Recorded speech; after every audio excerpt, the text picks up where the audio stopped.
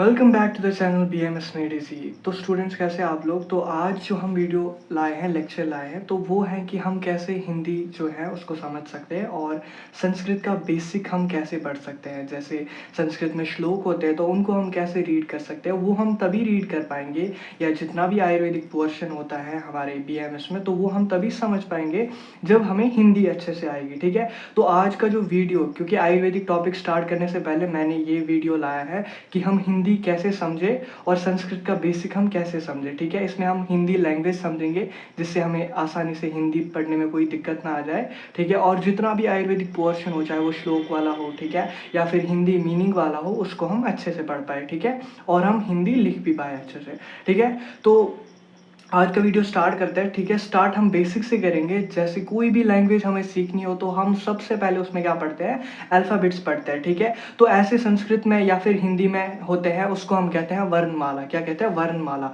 तो उसी वर्णमाला में आते हैं स्वर और व्यंजन। ठीक है, तो सबसे पहले हम स्वर को याद करेंगे, उसके बाद व्यंजन। मैं जो जो चीज़ें बताऊंगा वो आपको याद करनी है और उनको प्रैक्टिस करना है। ये वीडियो देखने के बाद आप हिंदी पढ़ भी पाओगे, आप हिंदी लिख भी पाओगे और आप श्लोक भी पढ़ पाओगे इजीली और उसका मीनिंग भी पढ़ सकोगे। ठीक है, तो इस वीडियो में बने रहिए और अच्छे से इसके नोट्स बनाइए और इसको रिवाइज कीजिए। तो चलिए स्टार्ट करते हैं। सबसे पहले हम स्वर समझेंगे। ठीक है, स्वर क्या होता है, जैसे इंग्लिश में वॉवेल्स होते हैं, ऐसे ही हमारे पास हिंदी में स्वर होते हैं। ठीक है, तो कौन कौन से स्वर होते हैं जल्दी से देख लेते हैं। तो सबसे पहले आता है आ।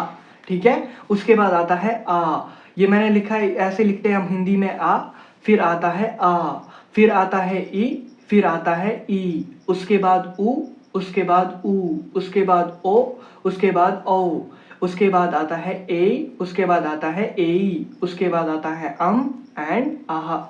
ठीक है, तो ये सारे हो गए हमारे स्वर। ठीक है, स्वर क्या होते हैं, स्वर जैसे इंग्लिश में वॉवेल्स होते हैं ऐसे ही हिंदी में क्या होते हैं, स्वर होते हैं। और ये स्वर कौन कौन से होते हैं, आ ई उ ओ आई ए आहा। ठीक है, ये सारे क्या हो गए, स्वर हो गए।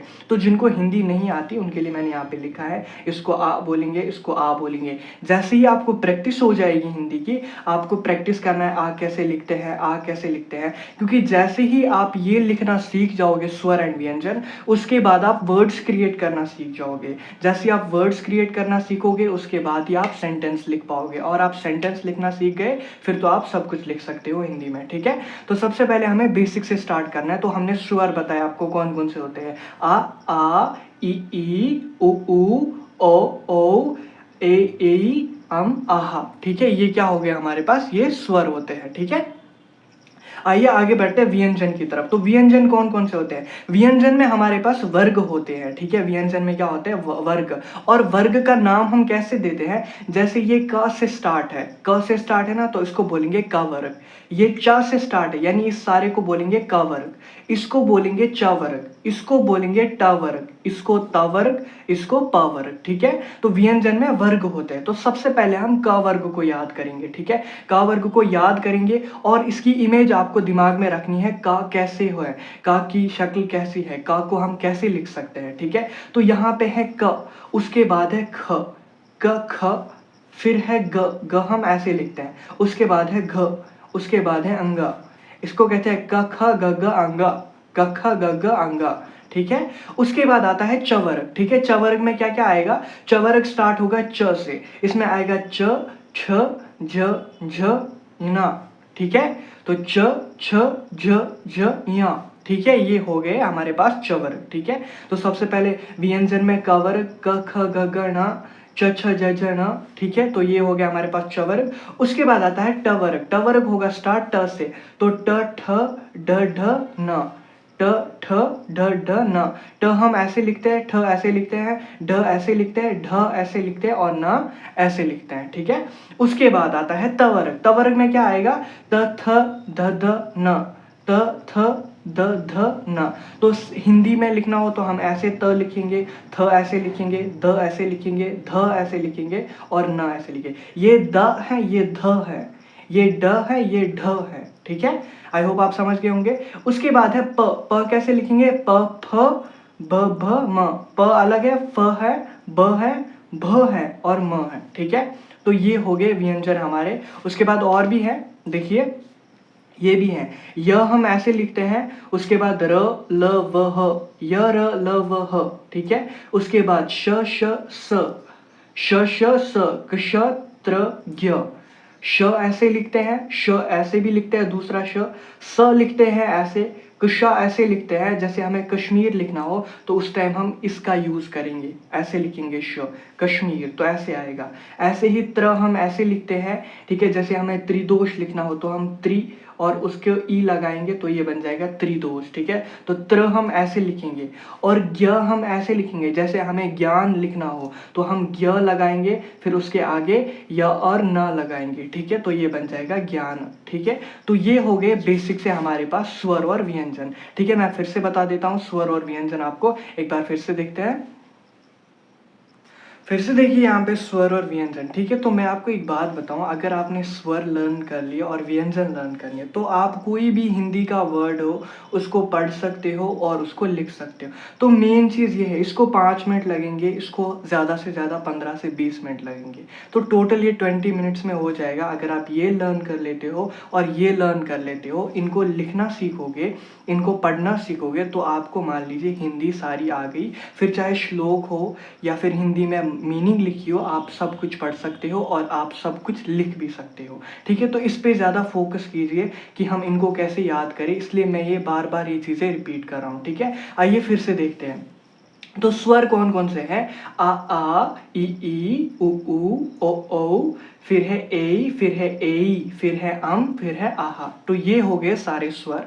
उसके बाद व्यंजन कौन कौन से हैं? सबसे पहले कवर, क ख ग घ ङ, च छ झ झ ञ, ट ठ ड ढ न, फिर त थ ध ध न, फिर प फ ब भ और म, ठीक है। ये हो गया हमारे व्यंजन, ठीक है। तो ये मेन है और ये मेन है। आपको ये लिखना आ गए तो आप हिंदी भी समझ सकोगे आराम से, ठीक है। आगे चलते हैं, ठीक है। तो फिर से ये बचे य र ल व ह, ठीक है, ये भी व्यंजन है। और श श स क्षत्रज्ञ, ठीक है, ये भी व्यंजन है, ठीक है। इनको भी अच्छे से याद कर लीजिएगा और इनकी प्रैक्टिस कर लीजिएगा। अब हम क्या करते हैं, अब हम स्वर या व्यंजन को मिला के, चलिए हमें वर्ड तो आ गए, मतलब हमें आ गए अल्फ़ाबेट्स हमने सीख लिए, स्वर हमने सीख लिए, व्यंजन सीख लेते हैं, व्यंजन भी सीख लिए। अब हम क्या करते हैं, अब हम इनको मिला के वर्ड्स बनाते हैं, ठीक है।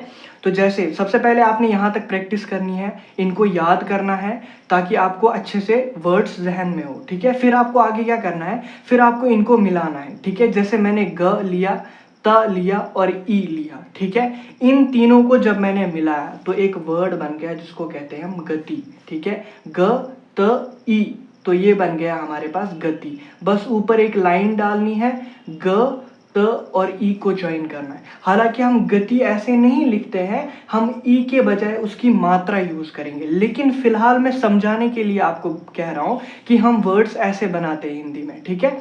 जब हम इसके बाद कंसेप्ट ऑफ मात्रा पढ़ेंगे तब आपको समझ आएगा, इस ई के बजाय ई की मात्रा आएगी, ठीक है। इसके बाद वो समझेंगे, ठीक है। फिलहाल हम वर्ड्स बनाते हैं और उनको समझते हैं, ठीक है। जैसे मैंने यहाँ पे लिया र, फिर मैंने लिया आ, फिर व, फिर न, तो इन चारों को जब मैंने मिलाया र अ वन, तो ये बन गया हमारे पास रावण, ठीक है।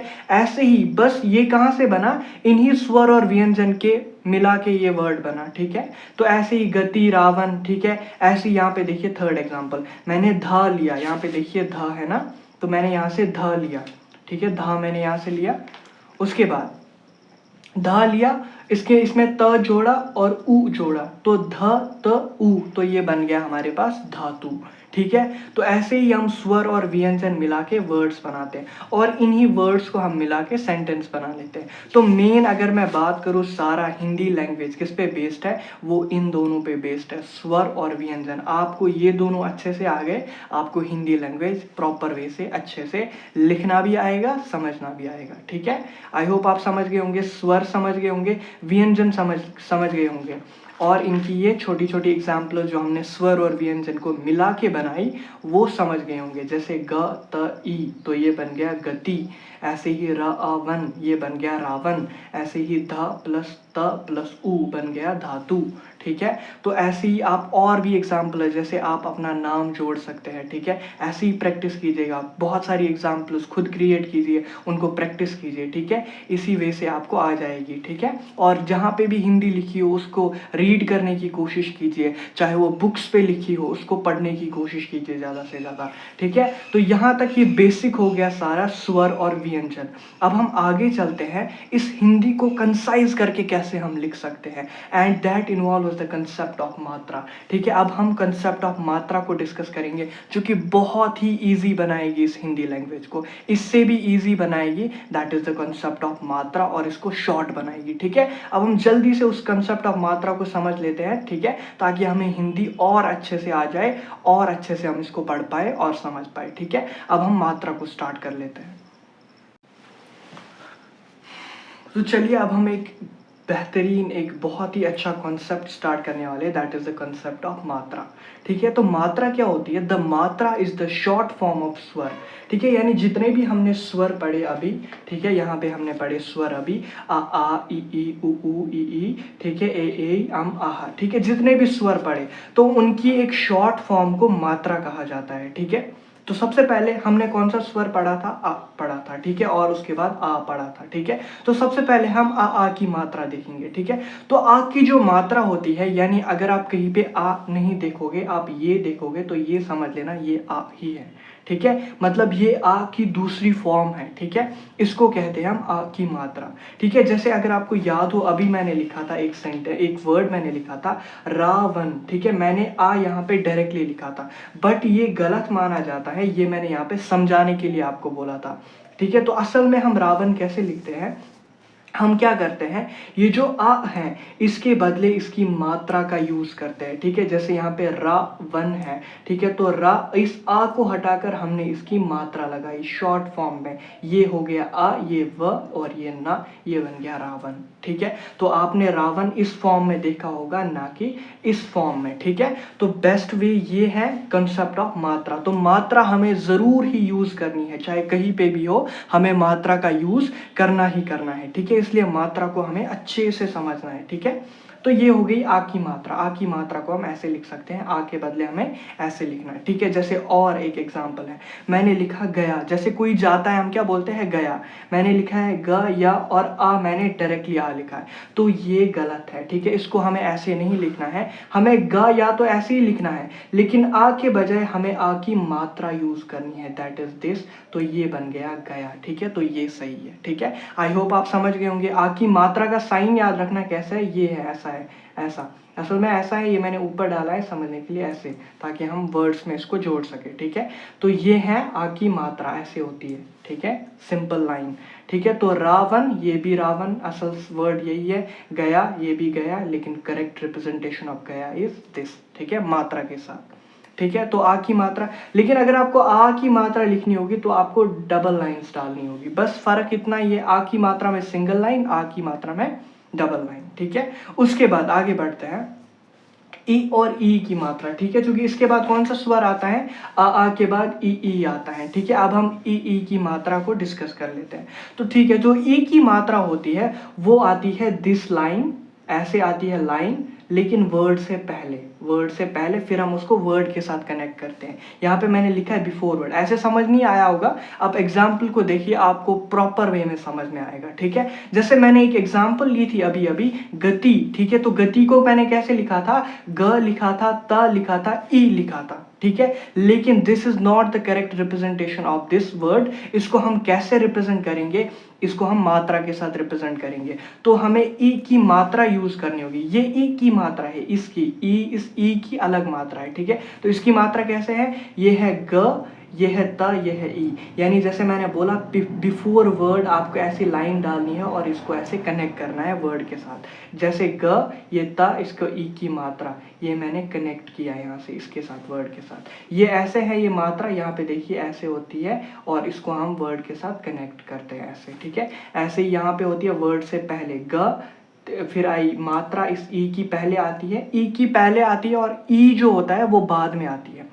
आपको याद रखना है, मात्रा पहले आती है ई की, और ई की बाद में आती है, ठीक है। तो यहाँ पे ग ती, ई की पहले आई, क्योंकि ई है ना तो इसकी पहले आएगी बिफोर वर्ड, यहाँ पे मैंने लिखा है बिफोर वर्ड, ठीक है। एक और एग्जांपल से समझ लीजिए, जैसे मासी हो गया, मासी, ये है मा आ सी, देखिए यहाँ पे आ की मात्रा आ गई ना, अब आ का डायरेक्टली यूज नहीं होगा, अब आ की मात्रा यूज हो रही है। वो मैंने डायरेक्टली इसलिए लिखा था ताकि आप वर्ड्स को मिलाना समझ सको, ठीक है। अब मैं डायरेक्टली मात्रा यूज कर रहा हूँ, देखिए मा आ, ये है स, ये है ई, तो बन गया मासी। लेकिन मुझे यहाँ पर ई की मात्रा का इस्तेमाल करना है, तो मैं इस ई को हटाकर इसकी मात्रा लगाऊंगा। लेकिन कैसे लगाऊंगा, ई की जो मात्रा होगी वो पहले लगेगी वर्ड से, यानी वो इस वर्ड के पहले लगेगी, ठीक है। वर्ड से पहले लगती है ना, बिफोर वर्ड, तो यहाँ पे बन जाएगा माँ, और मात्रा कौन सी है, ये वाली कनेक्ट करना है, वर्ड से पहले हो गई मासी, ठीक है। तो यहाँ पे दूसरी एग्जांपल भी आप समझ गए होंगे। तीसरी एग्जांपल से समझ लीजिए, तीसरी एग्जांपल मैंने ली है शरीर, ठीक है। यहाँ पे मैंने लिखा है श र ई, और ये र बन गया शरीर, ठीक है। लेकिन यहाँ पे ई की मुझे मात्रा यूज करनी है, तो इस ई को मुझे रिप्लेस करना होगा बाय इट्स मात्रा, जो कि ये है। तो मैंने लिखा श अ, लेकिन र से पहले कौन सी आएगी, ई की मात्रा, तो रीर, तो शरीर बन गया, यहाँ पे ई की मात्रा का यूज हो गया, ठीक है। ऐसी ही बहुत सारी एग्जांपल्स है जहाँ पे आप इसका प्रयोग देखोगे, इसका इस्तेमाल देखोगे, ठीक है।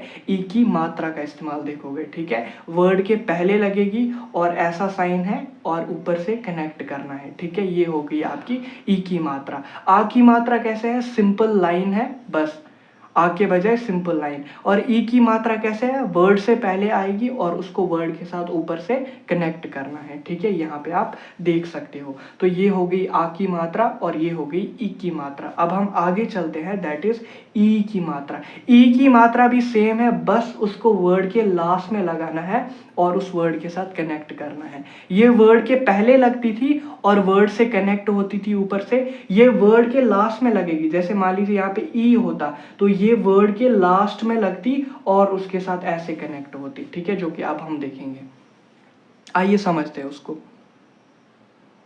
तो आगे चलते, आगे हम ई की मात्रा को डिस्कस कर लेते हैं। जैसे हमने ई की मात्रा देखी, वर्ड से पहले आती थी, वो कैसी थी, वर्ड से पहले आती थी और कनेक्ट होती थी। ये क्या आती, ये मैंने डॉट इसलिए डाले ताकि यहाँ पे आगे कोई वर्ड्स होगा, उसके पीछे मैंने डॉट्स डाले थे, उसके आगे वर्ड्स हो गए, मतलब ये लास्ट में आएगी, वो पहले आएगी। रिप्रेजेंटेशन दोनों की सेम है, बट ये लास्ट में आती है, वो पहले आती है, ठीक है।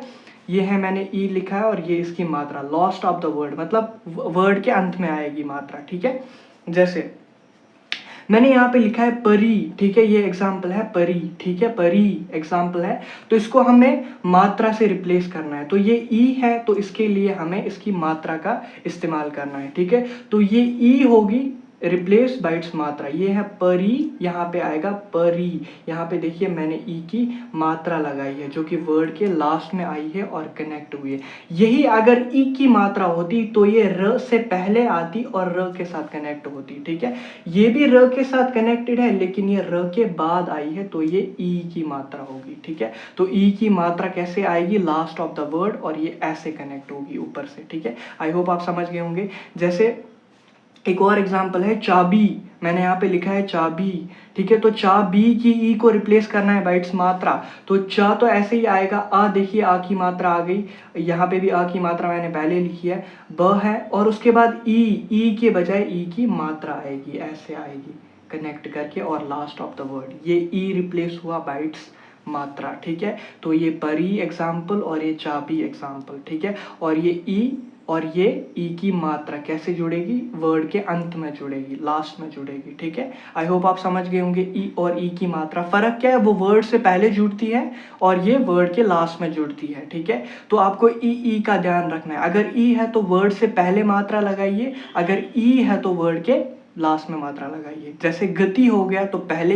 मात्रा आएगी, ऐसी अगर चाबी हो गया तो वर्ड के लास्ट में मात्रा आएगी, ठीक है। और ये एक मात्रा कैसी रिप्रेजेंटेशन है, कनेक्ट करना है ऊपर से, ठीक है। तो ये हो गई ई और ई की मात्रा। अब हम आगे बढ़ते हैं उ और ऊ की मात्रा, ठीक है। जैसे हमने आगे स्वर पढ़े थे, कौन कौन से पढ़े थे, जैसे देखिए यहाँ पे हमने आ कर लिया, ई कर लिया, अब हम ऊ की मात्रा पढ़ेंगे, ठीक है। तो कैसे होती है, तो ऊ की जो मात्रा होती है वो सिंपल ऐसे होती है, सी शेप्ड, लेकिन वर्ड के नीचे लगती है। यहाँ पे ऊपर वर्ड होगा, उसके नीचे आपको ऐसे सी शेप्ड ऊ लगाना है, ठीक है, सी शेप्ड ऐसे लगाना है, तो ये हो गई ऊ की मात्रा, ठीक है। तो आइए देखते हैं कैसे कैसे लगता है ये। जैसे यहाँ पे मैंने लिखा था धातु, यहाँ पे मैंने लिखा था धातु, लेकिन ये वर्ड करेक्ट नहीं है क्योंकि इसमें ऊ डायरेक्टली यूज है और हमें हमेशा मात्रा का इस्तेमाल करना है, तो ये वर्ड रिप्लेस होगा बाय मात्रा। तो ध और अ मैंने ऐसे ही लिखा, त ऐसे ही है। ये देखिए ऊ की जगह उसकी मात्रा आ गई नीचे, ऊ, ये हो गई ऊ की मात्रा,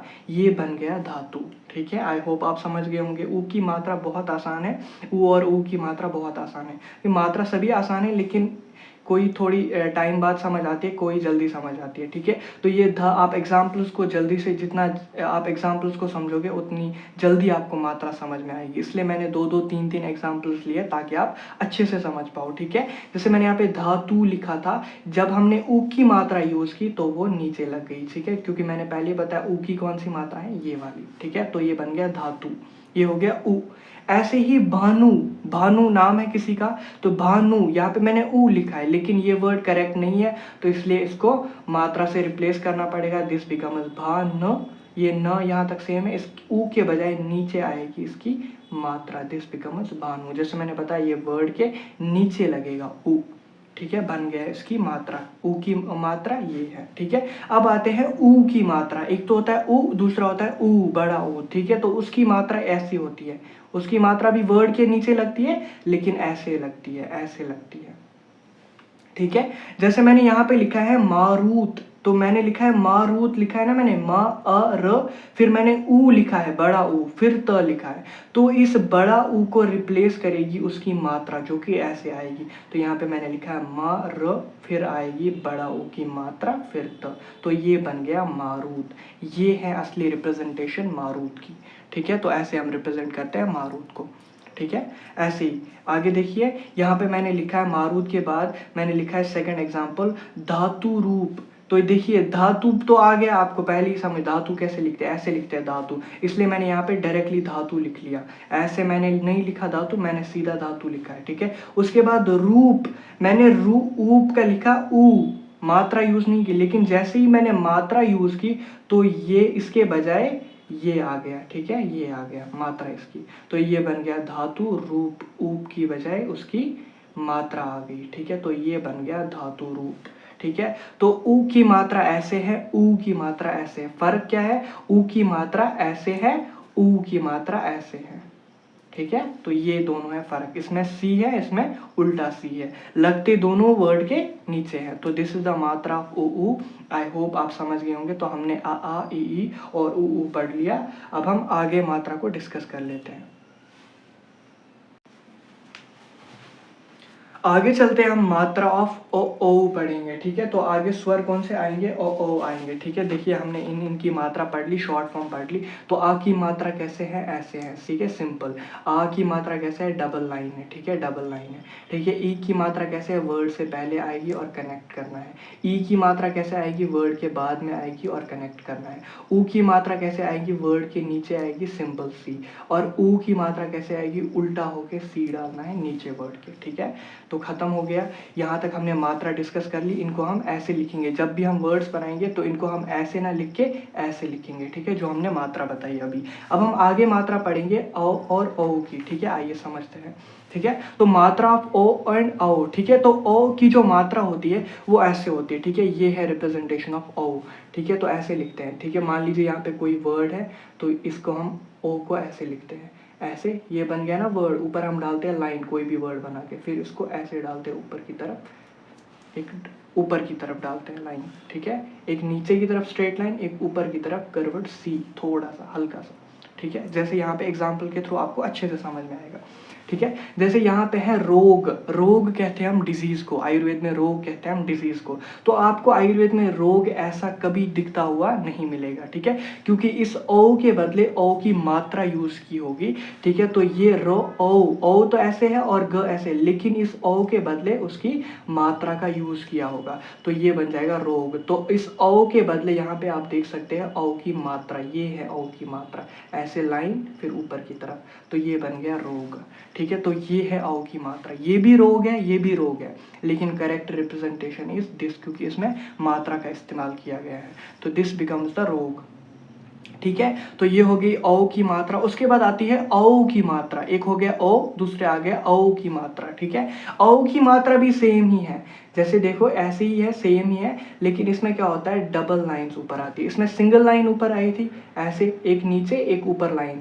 इसमें क्या आती है, औ में आती है डबल लाइंस ऊपर, ऐसे डबल लाइंस ऊपर आती है। जैसे यहाँ पे आप देख सकते हो इसकी मात्रा कैसे है, डबल लाइंस ऊपर आती है। जैसे मैंने यहाँ पे लिखा वनौषधि, आपको संस्कृत में या हिंदी में ऐसे कभी वनौषधि दिखने को नहीं मिलेगा, क्योंकि यहाँ इस औ के बजाय उसकी मात्रा का इस्तेमाल होता है, यानी इस औ के बदले यहाँ पे औ की मात्रा होगी। ये है औ की मात्रा, यहाँ पे आप देख सकते हो मैंने इसको हाईलाइट से मार्क किया हुआ है, ये है औ की मात्रा। इस औ के बदले इसकी मात्रा का इस्तेमाल किया गया है। तो औ की मात्रा कौन सी है, ये है औ। ऐसी सिंगल लाइन ऊपर की तरफ दो लाइन, ये होगी औ की मात्रा। और ओ की मात्रा कैसी है, सिंगल लाइन ऊपर भी सिंगल लाइन, इसमें सिंगल लाइन ऊपर की तरफ नीचे छोटी दो लाइंस। ठीक है, तो औ भी हो गया, औ भी हो गया। ठीक है, अब हम आगे चलते हैं, मात्रा ऑफ ए ई। ठीक है, तो अब हमारे पास ये भी क्लियर हो गया। ठीक है, तो औ की मात्रा कैसे है, औ की मात्रा ऐसे है, सिंगल लाइन है फिर आगे ऊपर की तरफ, और इस औ की मात्रा कैसे है, ऐसे है, सिंगल लाइन ऊपर की तरफ डबल लाइन। ठीक है, तो ये होगी इसकी भी मात्रा कंप्लीट। अब आगे बढ़ते हैं, ए और ए ई पढ़ते हैं। ठीक है, ए और ए की मात्रा बहुत बहुत ही आसान है। ठीक है, आपको क्या करना है, जब भी आपको ए की मात्रा लगानी हो, इसकी मात्रा लगानी हो, ए की मात्रा लगानी हो, तो आपको वर्ड के ऊपर बस एक छोटी सी लाइन डालनी है। ठीक है, बस एक छोटी सी लाइन, जैसे आप यहाँ पे डालते थे ना एक लाइन, वैसे ही आपको एक छोटी सी लाइन डालनी है। ठीक है, ये है ए की मात्रा। यहाँ पे मैंने लिखा है ए की मात्रा क्या है, ये नीचे वर्ड होगा, इसके ऊपर छोटी सी लाइन होगी। ठीक है, एग्जाम्पल के थ्रू समझेंगे तो और अच्छे से समझ में आएगा। ठीक है, जैसे यहाँ पे मैंने एग्जाम्पल लिखी है अनेक, ये है अनेक, अनेक जैसे आप पढ़ते हैं ना। ठीक है, जो से हम कोई श्लोक पढ़ते हैं ना, तो हम अनेक पढ़ते हैं, अनेक होता है उसमें, या अनेन होता है। ठीक है, शीर्यते अनेन इति शरीरम। ठीक है, या अनेक होता है किसी जगह पे, या अनेन होता है, तो वहाँ पे ए की मात्रा लगी होती है, वहाँ पे ऐसे ए नहीं लगा होता। ठीक है, जैसे यहाँ पे मैंने लिखा है अनेक, तो इसमें अब अगर मात्रा होगी तो अन, सिर्फ इसके ऊपर अन्य के ऊपर ए की मात्रा लगेगी, बस ये सिंगल लाइन। ठीक है, सिंगल लाइन, तो ये बन गया अन, ये आएगी ए की मात्रा ए, और ये बन गया क, तो ये बन गया अनेक।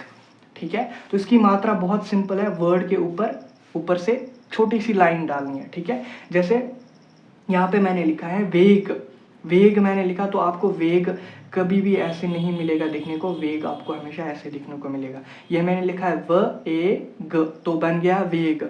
लेकिन वेग की मात्रा को हम यूज करेंगे तो वेग के ऊपर एक छोटी सी लाइन आ जाएगी, ये बन जाएगा वे, फिर इसके साथ ग जुड़ जाएगा, बन जाएगा वेग। तो ये है असल में इसकी रिप्रेजेंटेशन वेग की। यहाँ पे मैंने ए की मात्रा यूज की है। ठीक है, तो मात्रा ऑफ ए क्या है, बस सीधा वर्ड के ऊपर छोटी सी लाइन डालनी है, बस ये हो गई ए की मात्रा।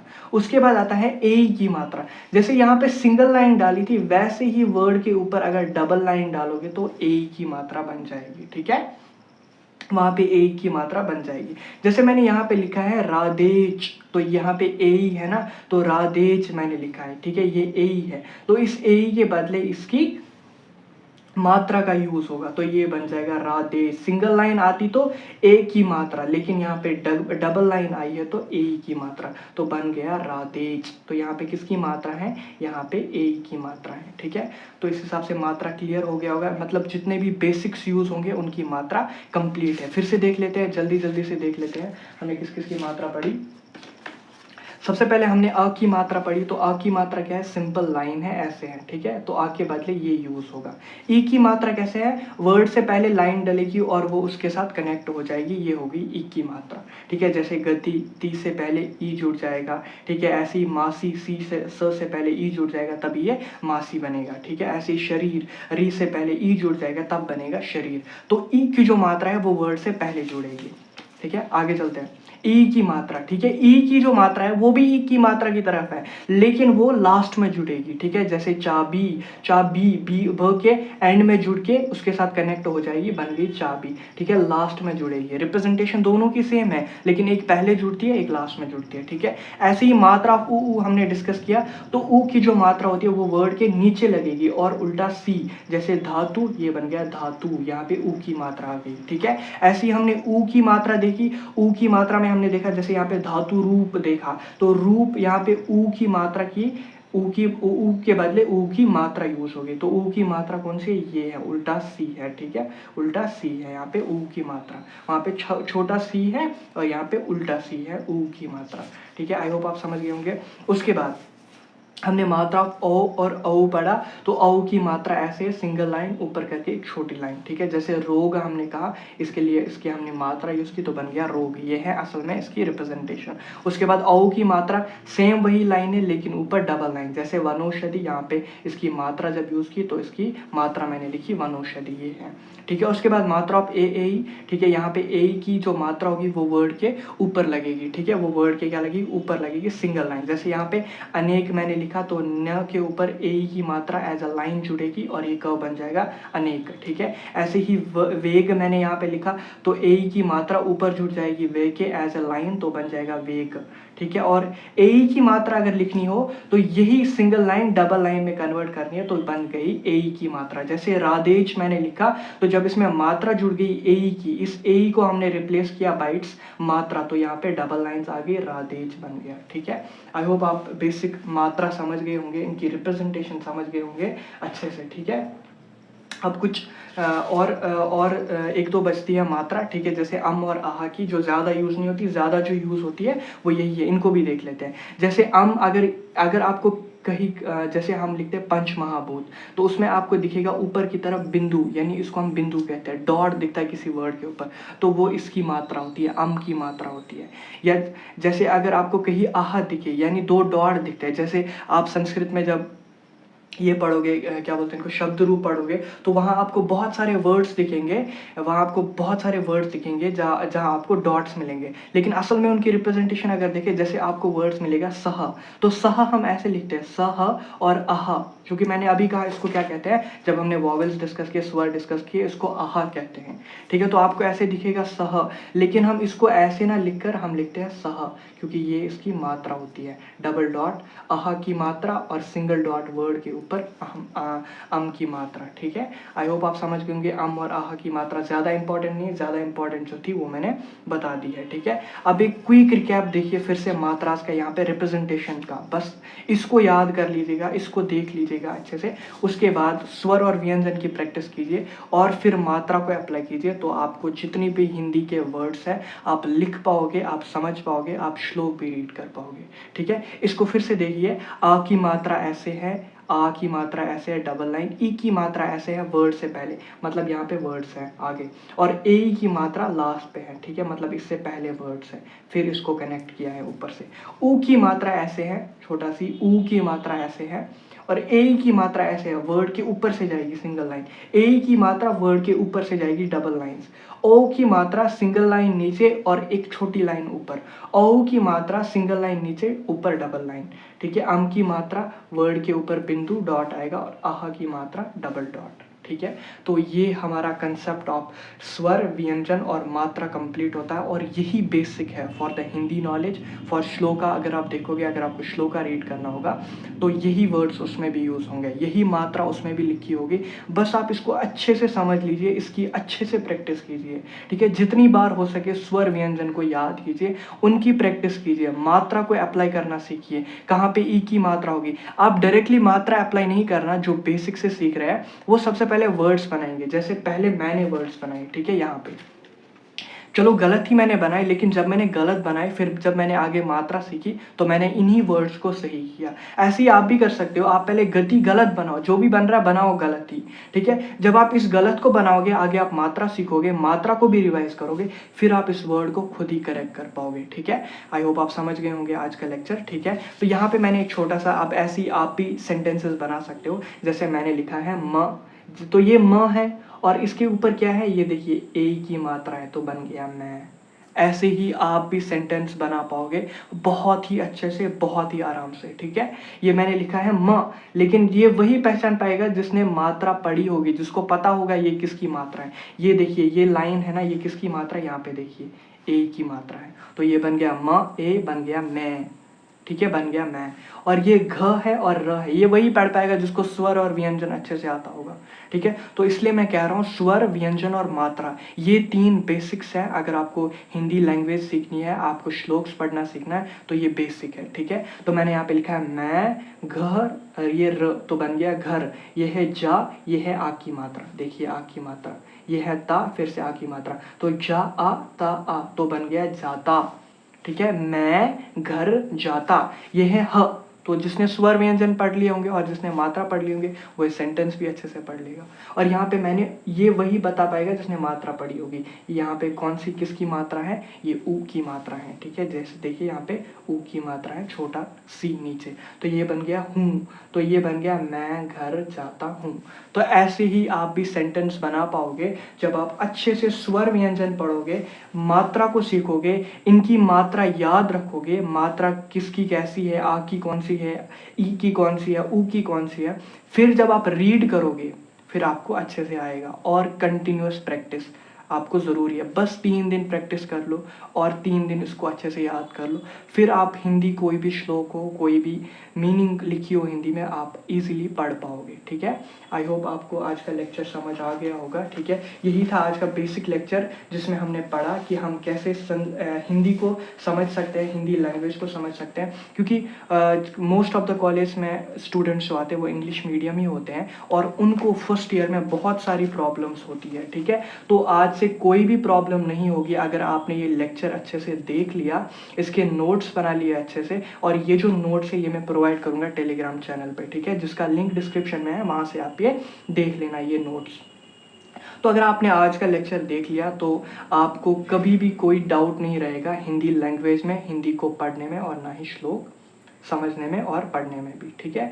तो विद दिस आज का लेक्चर यहीं पे कंप्लीट करते हैं, ठीक है। आपसे मिलेंगे अगले लेक्चर में। अगले लेक्चर से हम आयुर्वेदिक एनाटमी भी साथ साथ स्टार्ट करेंगे, फिजियो भी, पदार्थ विज्ञान, ठीक है, अष्टांग और संस्कृत भी, ये सारे सब्जेक्ट भी स्टार्ट करें हम धीरे धीरे, ठीक है। अभी हमने एनाटमी स्टार्ट की है, ठीक है, तो आगे एनाटमी का हो सकता है आयुर्वेदिक लेक्चर आ जाए, कल आ जाए मोस्ट प्रोबेबली, ठीक है। तो आगे हम आज से कंटिन्यू लेक्चर्स करेंगे, ठीक है। आई होप आप ये बेसिक लेक्चर हिंदी संस्कृत वाला समझ गए होंगे अच्छे से, स्वर और व्यंजन को अच्छे से करना, ठीक है, मात्रा को अच्छे से करना, ठीक है। आई होप आप समझ गए होंगे। आपसे मिलते हैं अगले लेक्चर में। Till then keep revising. Thank you so much, thanks a lot.